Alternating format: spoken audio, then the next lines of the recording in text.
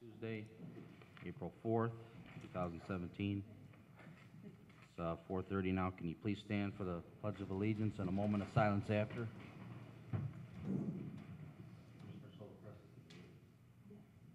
Pledge allegiance to the flag of the United States of America and to the republic for which it stands, one nation, under God, indivisible, with liberty and justice for all.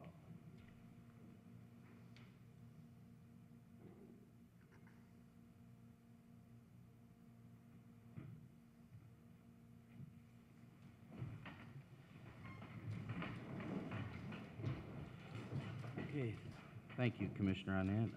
Can we have a roll call on all the commissioners? Soto Presley. Here. Casperky. Here. Navejas. Here. Myrick. Here. Upridge. Here. For the record, all 5 are present.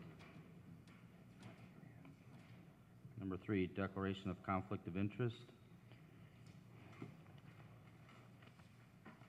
Number 4, communications. None were received.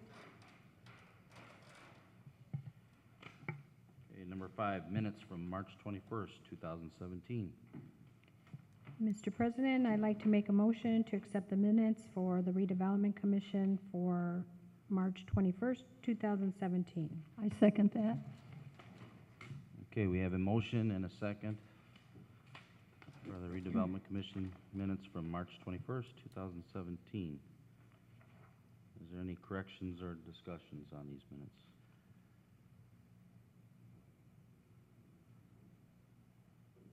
Okay, roll call on the minutes. Soto Presley. Yes. Casperky. Yes. Navejas. Yes. Myrick. Yes. Upridge. Yes. Motion passes, 5 yes.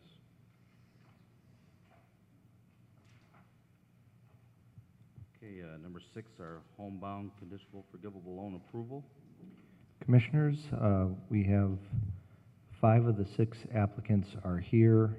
One of them, Aurelio Cazares, is working overtime at work today, so was not able to attend. He will come at the next meeting, and I should say he or she. I believe it's a he. Jen asked me to handle the homebound applicants program today. If I can have all the homebound applicants come up to the podium, please. Also, Commissioners, I'm not sure if it's corrected in your packet, but I want to make sure that you knew Esmeralda Alcantar is a correctional officer, so she actually is qualified for the 3,500. So if it's not corrected in your form, please do so. We established that years ago when we had a similar, in fact, it was another correctional officer at the same facility that Esmeralda is at, I believe. With that, you can take it away. Good afternoon. So let's just start with Miss Esmeralda. How did you hear about our program?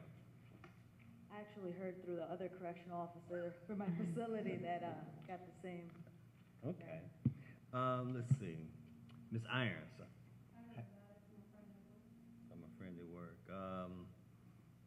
Let's see. I'm not going to try to pronounce names, so I'm going to just start with the gentleman right there. How did you hear about the program? A couple friends and also my loan officer. Your loan officer. May I ask who's your loan? Who's your lender?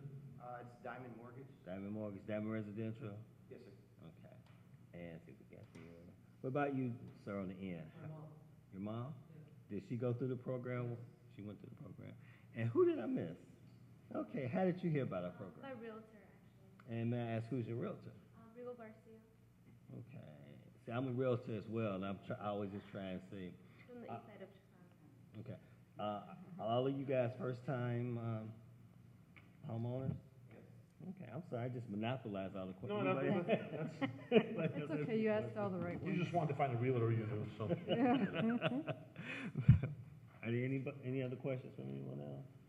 Mr. President, I make a motion to approve the homebound conditional forgivable loan approval for the 5 applicants that's here, as well as the one who's not here, provided he attends a future meeting.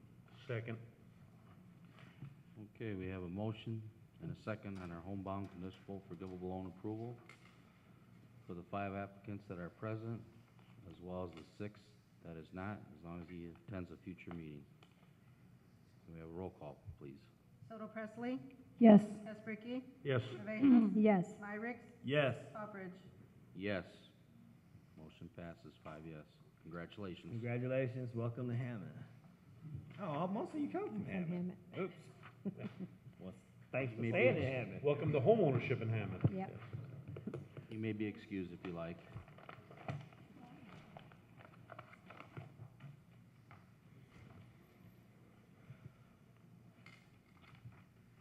Okay, number 7's what we've all been waiting for, approval of contract for the Hammond Community Sports Complex. Commissioners and Mr. President, I would agree with that sentiment. This has been feels like a long process, but we are finally here at the point where we're ready to potentially approve the contract. I believe the groups have come forward at one point in the past when we were discussing, as you may recall, we put out an RFQ for the design team, in which at that time is when we selected Madison Construction as the design team, and in turn, they hired American Structure Point to help them with some of the engineering. So with that, why don't we start by having Madison introduce themselves, and I know they have just a brief presentation to go over what the sports complex project is. Welcome, gentlemen. I'm Jerry Weber, Madison Construction, Vice President for this business group. Okay, I'll introduce you all. Dan McCluskey, American Structure Point, Project Manager, or are you President? Yes. You're a lead designer? Project Architect. Mike Gardner, Structure Point, Project Manager.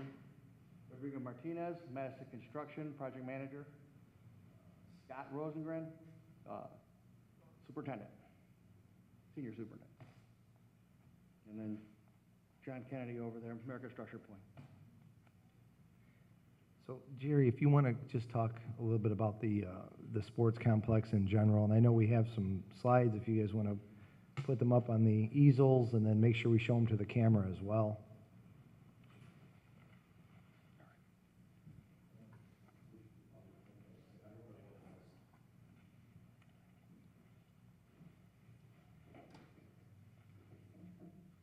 The work you see on these boards here is predominantly Dan's blood, sweat, and tears, so I'll really let him go through it since he's... You might want to go to the podium. It probably be better.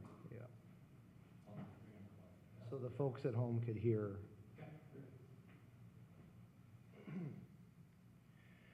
On your left, you will see our site plan, aerial site plan of the project. For context reasons, the eastern boundary road is Indianapolis Boulevard.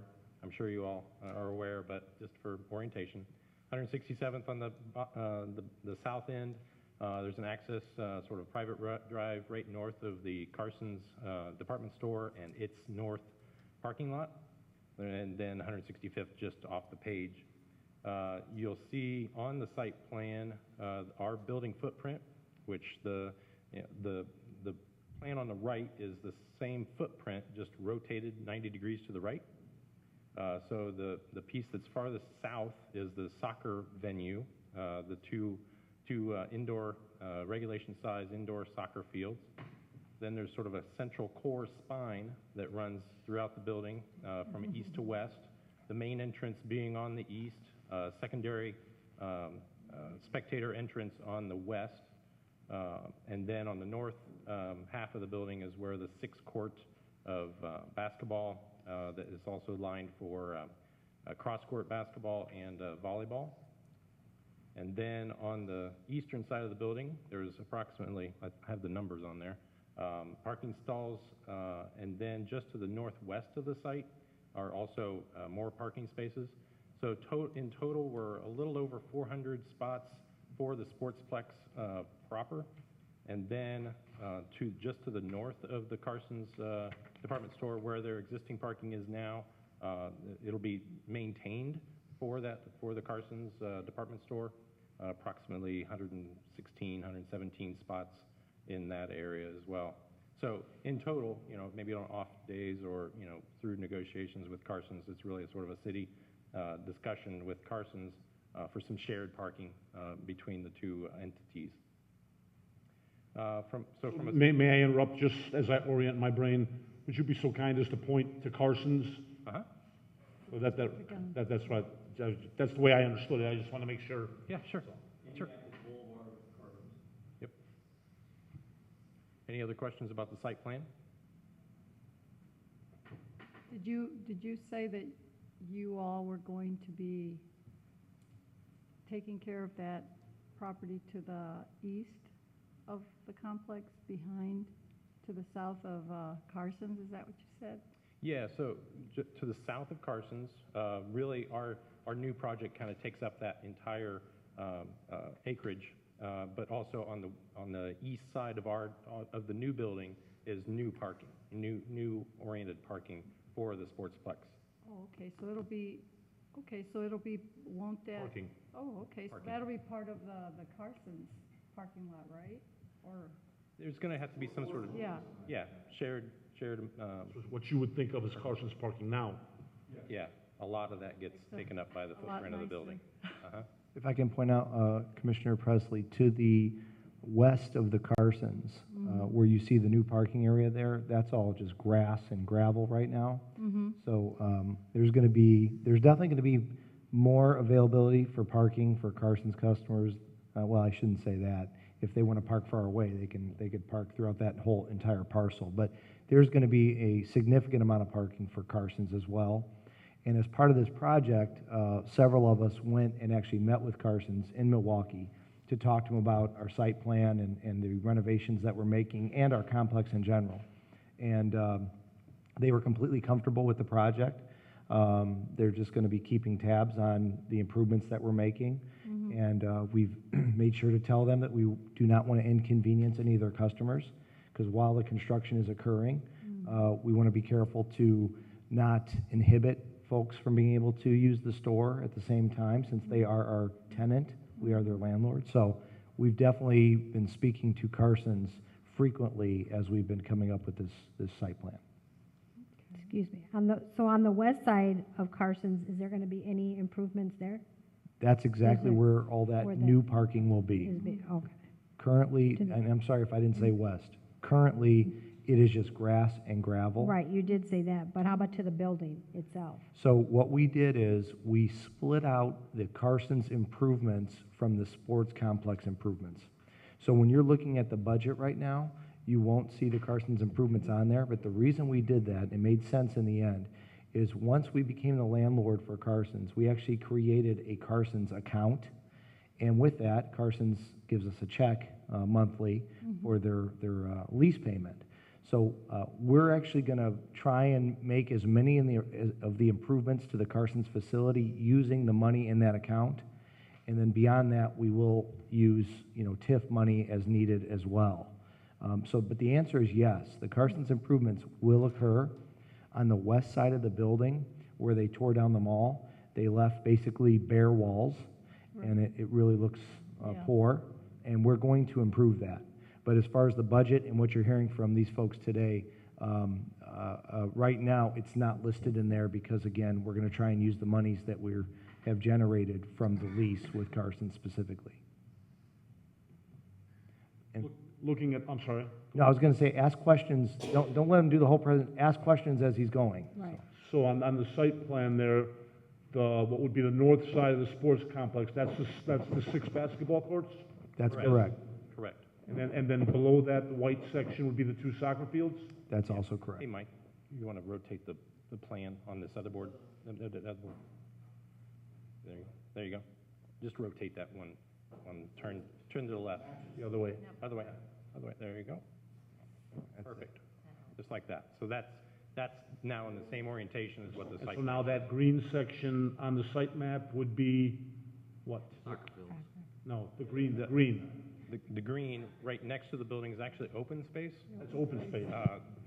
There's potential for growth in the future, a tenant building or something like that, but that's not in the current scope of work. And we've already received a letter of intent for that part of the parcel, but there are 2 interested parties right now, so we're kind of looking and meeting and asking questions and determining what's going to make the most sense that synergizes with our project. So it's a good thing that we have multiple tenants interested in the site. Obviously, in the end, we're hoping to have something there that will generate more revenue for the facility itself, and also could potentially assist with, and I don't want to give too much away, but, maybe some medical things that might come up at the sports complex when you're hosting tournaments and things of that nature, if that makes sense.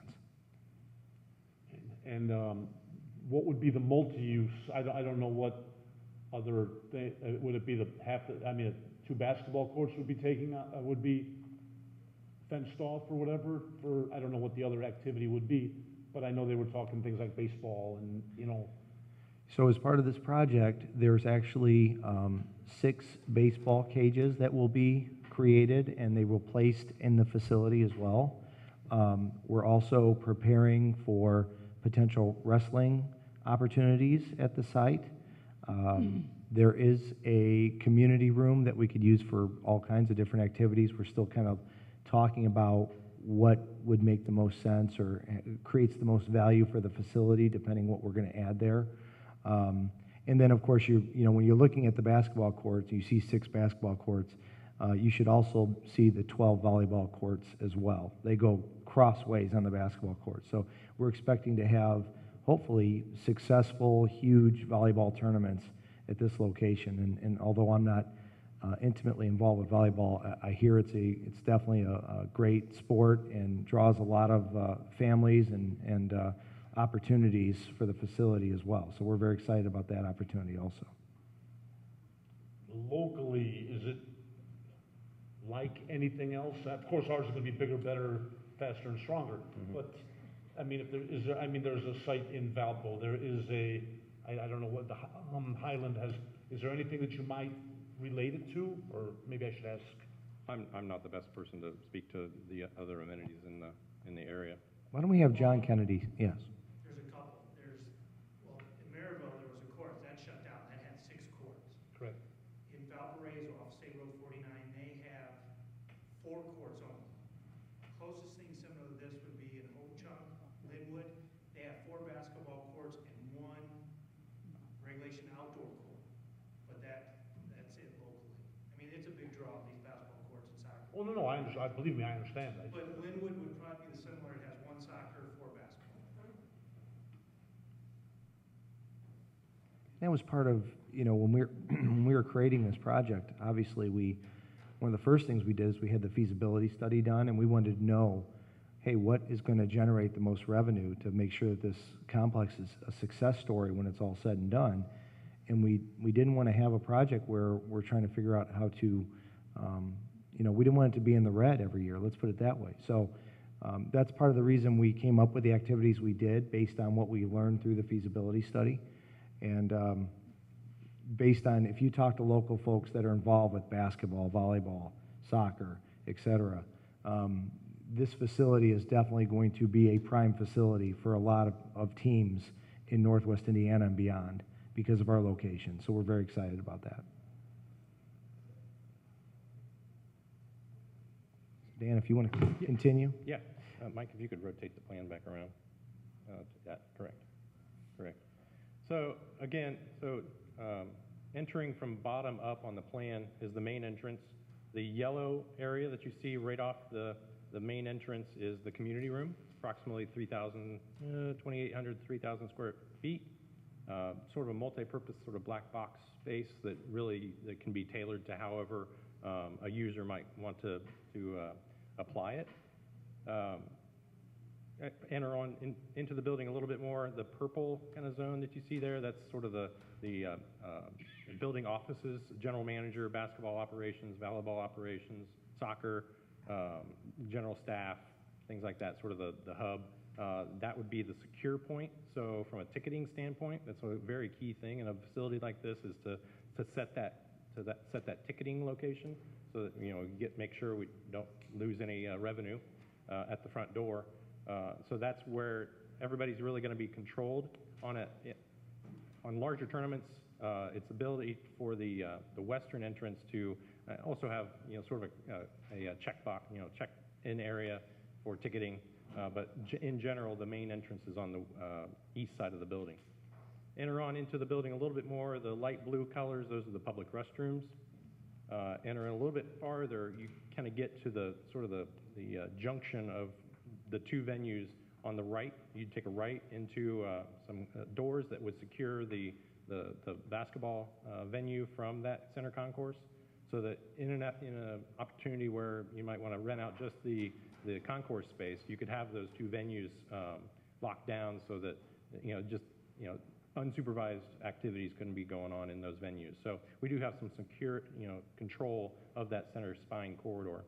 But then, so you go off into to the right, you'd enter in sort of the main spine between the two planned north basketball courts, and then the general spine of where the spectators would sit would be between the basketball courts, for sort of planned north and south.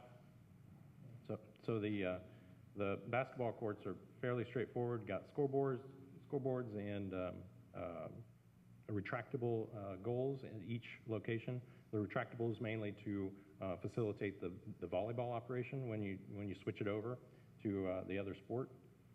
We also have movable curtains between the courts just to protect, because there's also games such as futsal that you just want control of where the ball is going to go between the courts. So we've got some manual draw curtains between the courts.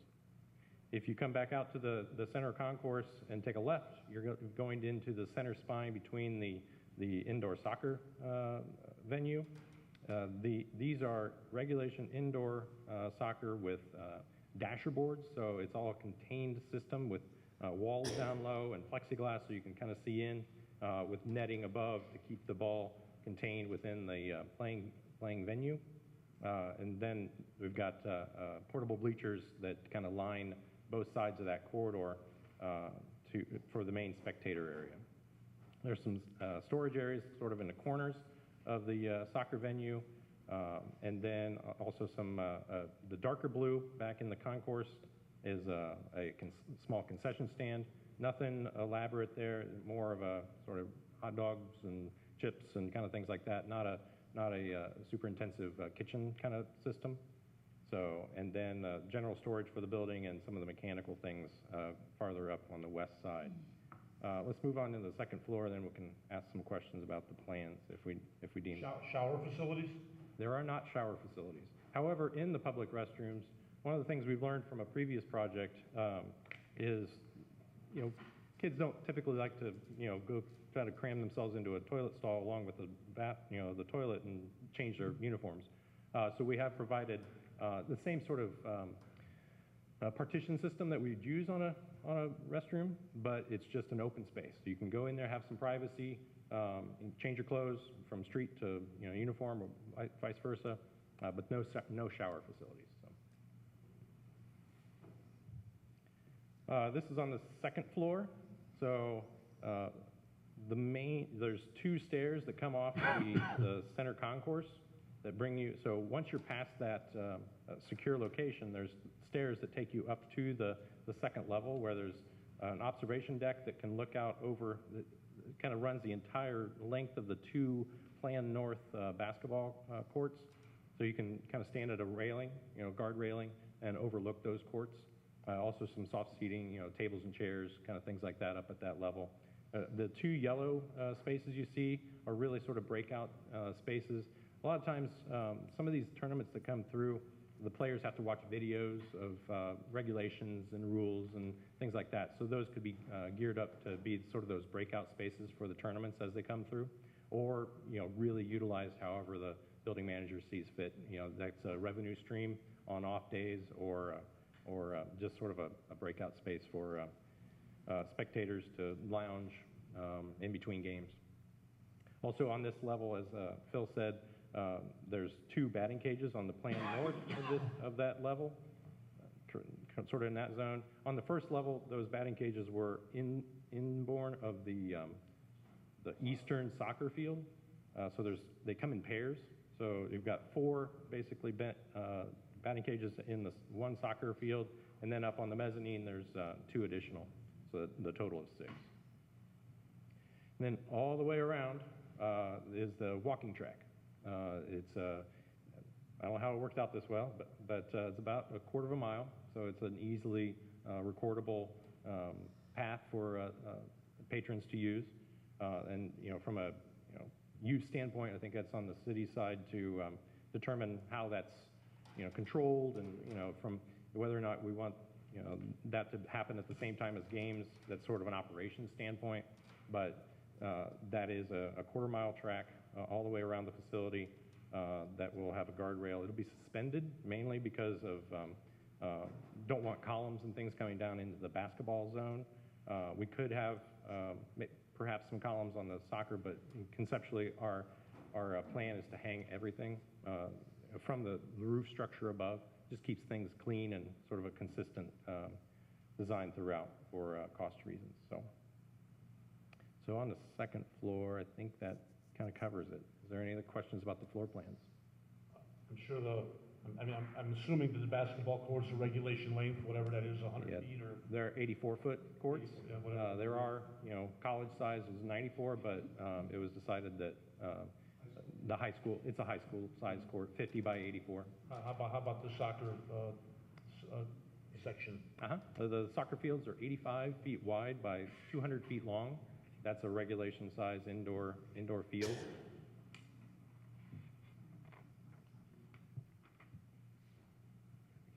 Any other questions about the plans? These are some, call it conceptual, but we push these along a little bit. This is a main entry sort of aerial view on the east side of the building of the main entrance. Still working through some of the fenestration of the two bigger volumes. The bigger volumes will be made of precast concrete, which is it's a structural panel. It's made off-site and brought in.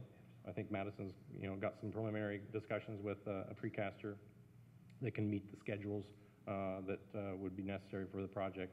But it's a series of reveals into that precast and some paint colors. I mean, to start to, conceptually, we like to think of the building as the billboard, to use it as the focal point of making sure people know where it's at, number one, but also differentiate between the basketball and the soccer side.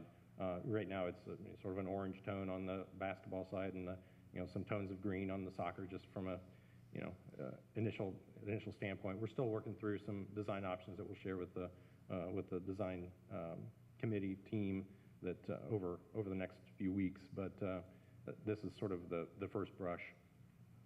The main entrance with the community room that kind of sticks out, and the main entrance that it's a little taller than the rest, so it kind of gives a grand sense of scale as you enter in. Then it kind of squeezes you down, and then it kind of widens back out. The main concourse going down the center of the building will be as tall as the basketball volume, with conceptually some skylights in that to bring in some natural light really where we want it. We don't really want a lot of natural light or hot spots in the walls in the sporting venues, just from a glare standpoint, and sort of making sure the players have a consistent light level in the playing zone. So You would enter this on Indianapolis or on 165th? that is looking towards Indianapolis Boulevard. Yeah, that's the Carsons that's there right off the image. So our view is kind of looking at sort of right up like that. So virtually windowless. In the big volumes, yeah. But that's why we're trying to get as much. So right above the main entrance at the second level, there's a small strip of ribbon window. We'll see it why don't you move this one to the other board and we can see both elevations at the same time. There you go. So this is the back elevation. So we've got a little bit of ribbon window right along that stretch between the two big volumes, just to try to bring as much natural light in as we can, give those walkers something to look forward to on their path around the big boxes. But we really, the way this building's oriented on the site, we also, it doesn't overpower the edge of the site. So it's stepped off, especially the height, so the heights of the two volumes are dictated by clearances required for the sports. Volleyball being, the regulator on the basketball side with its, 24, 25 foot to bottom side of the structure. Soccer is more on the 37, 38 foot side. So the volumes are a little different in height. So we tried to deal with them architecturally in a little different way, but also, try to pull this thing back to the back side of the site and not overpower Indianapolis Boulevard. And also, you know, gives still views to Carson's so they don't lose their street presence. So just, in my own, Carson's would still be the taller building. Yeah, it will. I mean, it was Carson's, when you're heading northbound, you'll still be able to see Yep. Carson's and Yeah, or their signage or whatever. I believe their signage is actually out on the Indianapolis Boulevard side of that Pentagon, so.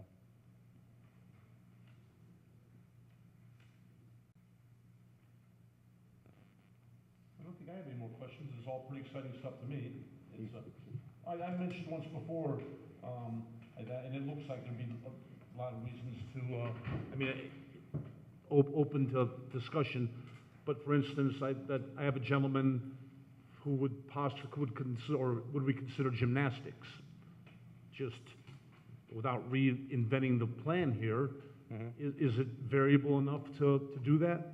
If you're talking about actually performance gymnastics instead of practice gymnastics? Oh, practice. Well, I've done a gymnastics facility before, and there's a lot of pits involved in gymnastics training, so there's not that opportunity.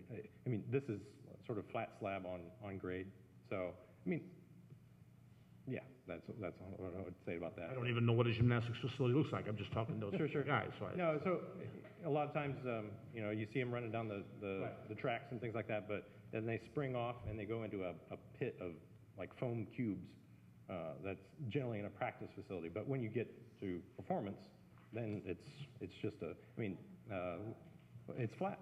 So sometimes there's anchors and things like that that would have to go into the floor ahead of time, but yeah, certainly probably from a performance gymnastics standpoint, you could, not necessarily from a practice standpoint.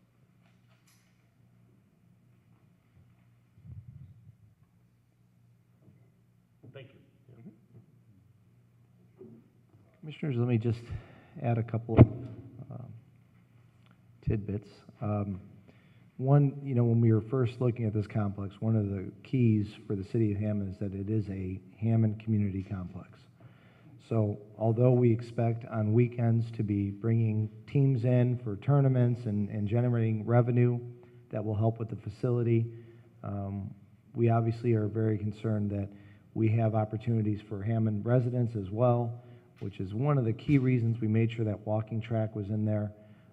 Especially with, you know, historically where folks used to walk through Woodmar Mall, they used to have the Walkers Club.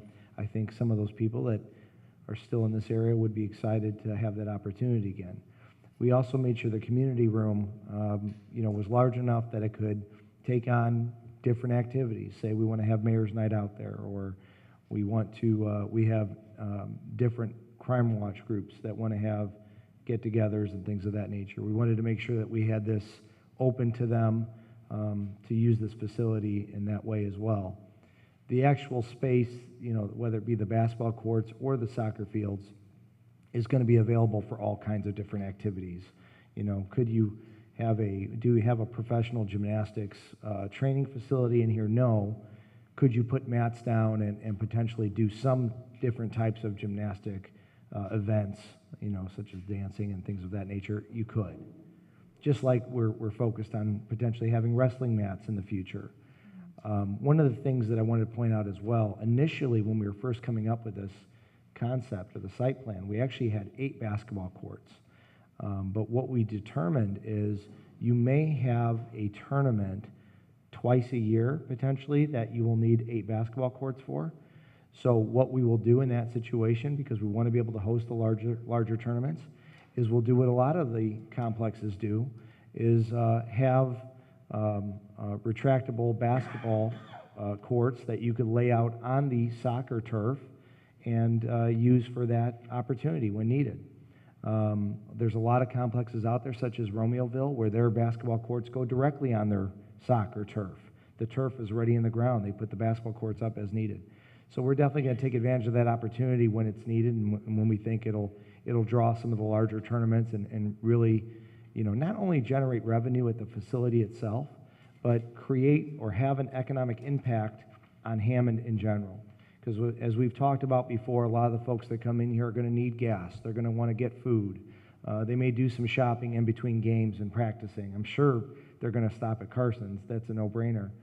It's so close. So the economic impact is just as important to us as, you know, the revenue that we're going to generate this facility. So those are just some things I wanted to bring up as well. We're very excited about this project. As you know, approximately $10 million of it is being funded by HUD, and then the other 7.9 will come from the TIF, or the allocation area. You know, I think in a lot of ways, we were lucky to have our application approved at the time we had it approved, because going forward, who knows what's going to happen with HUD dollars in the future. I think President Trump's budget removed a lot of the HUD programs going forward, but it doesn't affect us because we already had our application approved, so that's a good thing. If the allocation dollars goes away in the future, we always knew that we would use the TIF as our second repayment source. So we were prepared for that, just in case that was the case. Now, we'll see what happens, because typically when a president proposes a budget, there's a lot of changes that are made prior to the actual approval from the different sides. So those are just some information I wanted to pass along as well. And again, if you have any further questions or anything else, happy to answer it now. But beyond that, we're very excited about this project. Best case scenario to repay the loan? Best case scenario is that the HUD programs continue, that we continue to receive CDBG and home dollars every year, and that when we receive those dollars, we take a percentage of that and use it as the repayment for the loan that we're getting from HUD. That's best case scenario. That's what Hammond did in 2002 when they took out the loan for some things in downtown Hammond, and I believe for Lost Marsh Golf Course as well. And we're on the final few payments for that as well right now. So that would be ideal. And you could see, I could see something where, you know, if President Trump was able to completely remove the HUD programs going forward, you know, the next president that comes in could bring the HUD program back. You know, it depends on who that is and what they choose to do. So there's a lot of different scenarios that could play out here. I could tell you that through the almost 9 years I've been here with the city, this isn't the first time we've gone through this exercise. I mean, you may recall that government shut down for a while, and when government shut down, HUD completely shut down at one point. I don't remember exactly what year it was. So we've been through this, and you know, it's definitely something that's on our radar, and we're coming up with Plan B and Plan C depending what happens. More importantly than the sports complex, planning and development in the city of Hammond, 66% of my staff is paid for using HUD funds. So that is more something that we're preparing for rather than the sports complex, because like I said, the loan at the sports complex, worst case scenario is we use TIF funds to pay it back every year, to make our annual payment. I've already met with the city controller, and we know we're in good position to do that. It's not an issue. But more importantly is, you know, if President Trump, is able to remove these programs, I have a staff that I have to look at and see what changes are need to be made. There's going to be some tough decisions at that time, but hopefully by the end of April, we're not having this discussion because, you know, Congress comes back and says, hey, we're not going to accept the removal of all the HUD programs in its entirety. So sorry if I got off on a tangent there. But. Mm-hmm.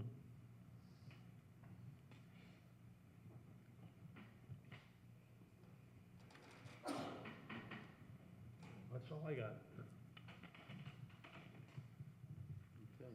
We're looking for a motion to approve the contract. No questions, anybody? Mr. President, I move that we approve the contract for the Hammond Community Sports Complex. I second that. And thank you all for your time. Thank you. Okay. We have a motion and a second for the approval of the contract for Hammond Community Sports Complex. It was a great presentation. If there's no further questions or discussions, we have a roll call then. Soto Presley, Yes. Kasperky? Yes. Navejas? Yes. Myrick? Yes. Selfridge? Yes, passes, 5 yes.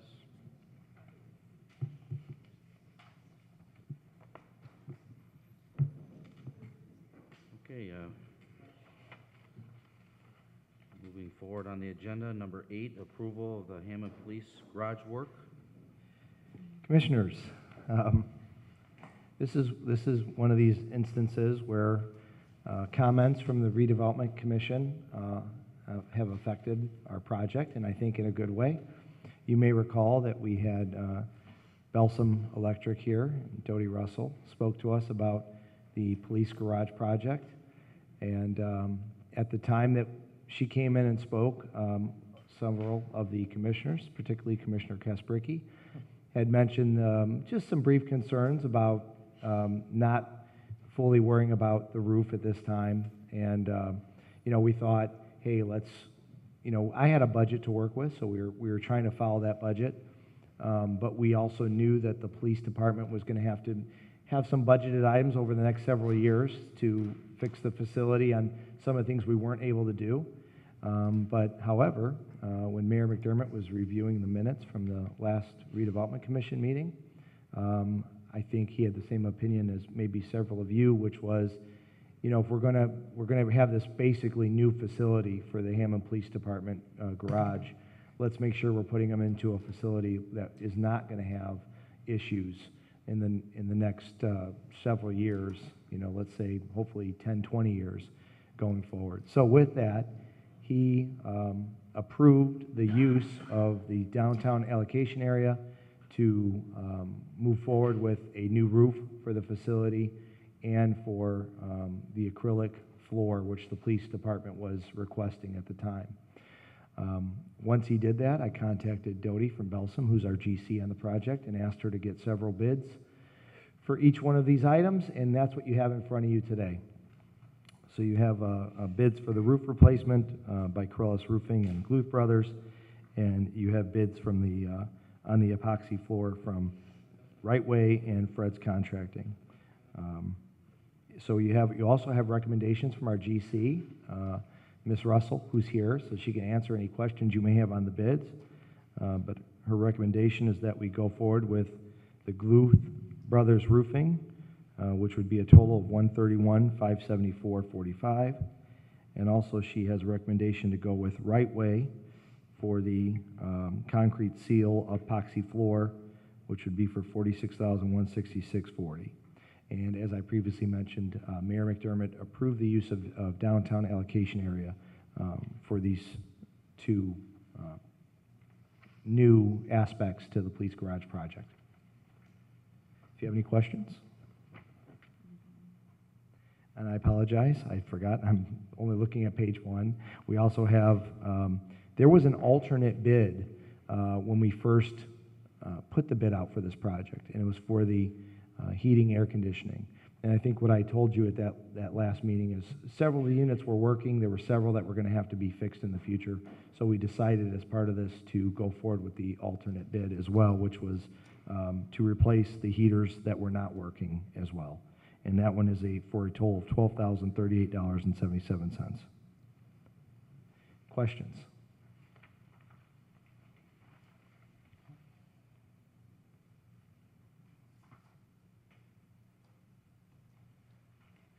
It appears the questions were raised, answered, and recommendations made reading this. There's 3 major components that probably really need to be addressed, so. As I said, I was hoping that we could use some of the budget in the future, but this makes sense to make sure that what the police officers, for those of you that have not gone into their current facility, which obviously is just north of where we're sitting today, you would see what the police have been dealing with and working through for several years. And it's been very unfair to them and has made the maintenance of their vehicles not efficient. That's why we started this project in the first place. So I think it makes sense that we're not putting them into a building that potentially is gonna have concerns over the next several years. We have the money now, let's make the upgrades now. And then some of those, that budget that I was speaking to, that the police may have, they could use for other upgrades for the next several years, whether it be, you know, bulletproof vests or some new technology that will make sense, that will help keep our city safer, so. Did you find out about the lifts? I did not, so there's another aspect to I don't know what you say, the overhead doors, and it's something that I'm looking at as well, but we don't have that information yet, so that would not be part of today. And if we do that, I think I might have No, mentioned. the lifts, the car lifts, you know. Oh, to I'm work sorry. on, there's 5 lifts. Yes, It's been wired for it, but you don't have anything in there for the actual, to lift the vehicle up to work on it. That's the other major thing. The overhead door is minimal, but the lift itself, I think they have 2 at their current garage, but we've wired for 5 altogether. And that's the only thing that's not been addressed in this project. yeah, and I think after talking to Chief Doty, what we were planning on doing is actually having the police department order them. It actually would not necessarily be part of the project itself, and then the city, through our downtown allocation area, could actually end up paying for them also. So I think that's gonna be done as well, but it may not have to be something that comes in front of the redevelopment commission. But I'm glad you brought that up. It's important to the, Chief Doty, that, and then there's a overhead door where there's like an engine that needs maintenance. We're gonna take care of that as well. But again, it's not large enough where it would have to come in front of the redevelopment commission. I just wanted to make sure you knew I didn't have any more extras. And I'm behind schedule because the mayor wants to do the roof. So I didn't meet my deadline as of April 1st because. We won't hold that against you. Okay. But I think in the long run, the roofs, Yes, that's a good thing. most definitely is. And the flooring, I just wanted to say, we're going with the same company that does all of the Luke Oil car washes. So if any of you've been to the new ones in Hammond, they do a very, very good job. And it's got a 1-year warranty on it, where the other company didn't have a warranty. And I know the Luke company they're very particular. So they do, this company does a good job. And Gluth and Corellis are both very good companies. It's just that there was such a big difference in price. I thought that Gluth we should probably go with Gluth. No questions? Thank you very much.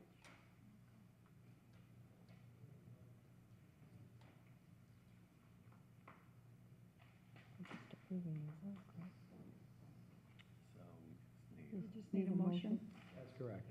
I'd like to make a motion for approval of the Hammond Police Garage work. Second? Okay, we have a motion and a second. Approval of the police garage work. We have a roll call on that. Soto Presley, Yes. Espricki, Yes. Navejas, Yes. Myrick, Yes. Poppers. Yes, motion passes, 5 yes.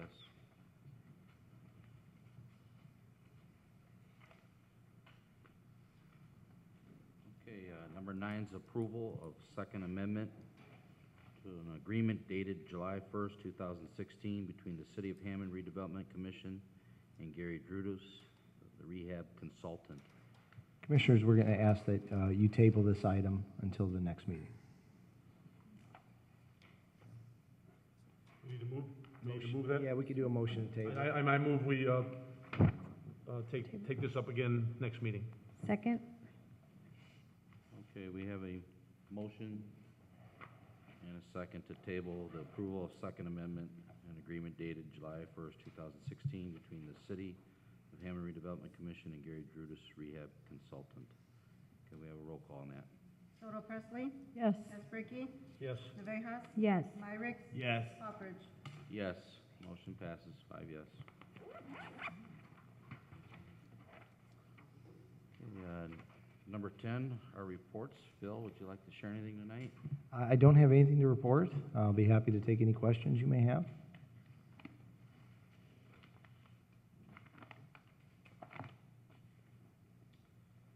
Okay.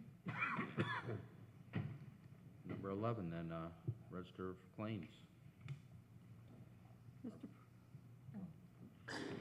President, I'd like to make a motion to pay the Register of Claims for March 16th, 2017 through March 30th, 2017.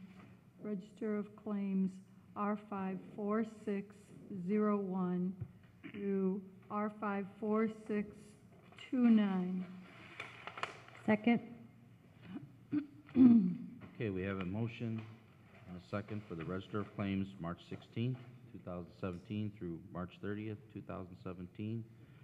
Claims R54601 through claim R54629. If there's any questions on these claims?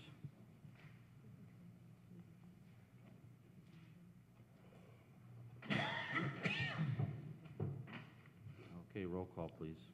Soto Presley? Yes. Tesbricki? Yes. Navejas? Yes. Myrick? Yes. Stoppridge? Yes. Motion passes 5 yes.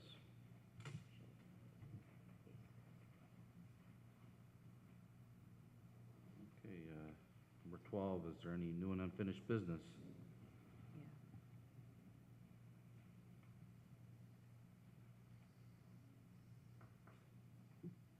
Okay, number 13, public comment. If anybody would like to come forward, you got 3 minutes. Looks like we have, just want to recognize him, Mark Kowinski from the 1st District. He's our councilman. Welcome. Thank you, sir. Thank you. First off, congratulations, Wally, on a successful St. Baldrick's event. You're looking dapper. Same to you. And thank you to all the donors that contributed. And I have to say that all the time because I had 3 anonymous donors for $100, $200, and $1,000, and I'm never sure when I'm in that presence of that generosity. So thank you. And I really just came before you today to kind of give you an update about what has happened since the last time I came before you regarding the BP fire building and some of my ideas for what should happen on some of that land facing Calumet Avenue. So I wanted to do this formally and read a letter to you and present it as part of your meeting. So if you allow me, this will take less than 30 minutes, but no more than 3. All right.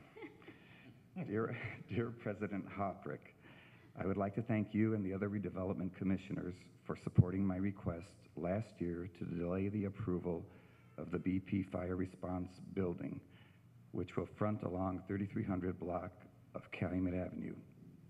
That short delay provided me with sufficient time to meet with BP and secure their support for enhancing their frontage property by planting trees and greenery along Calumet Avenue between the Indiana Toll Road and Klein Avenue. As part of my discussion with BP, I informed them of the fact that numerous dead trees line their property along Calumet Avenue. As you drive by, it's probably 70 to 100 trees. It was obvious those dead trees did not paint a positive picture to those who drove along Calumet Avenue. BP offered to use funds they committed to enhancing their property to remove many of those dead trees. However, at that time, I found out that the Indiana Department of Natural Resources was working on BP property to remove invasive plants and trees to provide habitat for local wildlife. I contacted the Department of Natural Resources and informed them of my request that BP plant trees in the area, which would also provide for wildlife habitat. I also informed them it was as important to remove the dead trees from an aesthetic standpoint. It seemed only one option could be selected based on BP's funding. It was either remove dead trees or plant new trees. The Department of Natural Resources took it upon themselves to further investigate the dead tree issue. And I'm happy to report the Department of Natural Resources has secured the approval to remove and dispose of the dead trees in that area. This means that the dead trees will be removed and the funds BP committed can now be used to plant new trees and vegetation along their property line. This will be an immense improvement in the greening of the east side of Calumet Avenue. Instead of a stark industrial look, we will be viewing a green buffer over time. In addition to the efforts of BP and the Indiana Department of Natural Resources on the east side of Calumet Avenue, I have asked Phil Talon and Africa Tarver to initiate visits to the businesses on the west side of Calumet Avenue. I requested they offer the companies in that area access to Hammond's facade program so they can further improve and beautify their Calumet Avenue frontage. Things like the front of the building, parking lots, the ditch line that gets overgrown with weeds, that water flows through in front of all those properties, and trees and green space. In addition, well, the understanding and cooperation extended to me by the redevelopment commissioners has begun to pay dividends. Dividends not only to look at the first district improved, but the entire image of the city of Hammond. This is the way government should work. I wish to thank each redevelopment commissioner for their support, along with Phil Talon and Africa Tarver, because this demonstrates that together we can make Hammond a better place to live and work. So I do this now because I remember a little bit of angst when I came before you the first time. I just want you to know the follow-up so that you can see that good things can happen when we work together, and thank you. I appreciate it. You're welcome. You're welcome. Your concerns were greatly appreciated, and, you know, and 3.5 minutes. Oh, you timed it, really.